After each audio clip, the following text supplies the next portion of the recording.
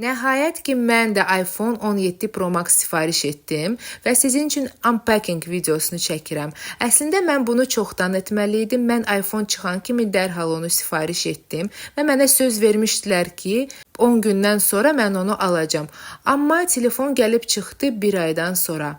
Mən silver rəngini sifariş etdim. Sonra fikirləşdim ki, bəlkə narıncını götürərdim. Ən dəbdə olan rəng çünki odur. Amma indi çox adam şikayət edir ki, telefon çəhrayı olur, çəhrayı ləkələr əmələ gəlir, nə bilim nə olur. Ona görə nə yaxşı ki, bunu seçdim. Titan olduğu üçün telefon çox ağırdı.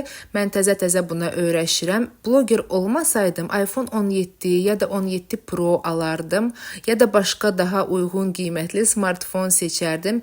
Bunu kamerasına görə seçdim. Sizcə 3500 telefona verməyə dəyər əgər bloger deyilsinizsə və iş üçün sizə telefon lazım deyilsə.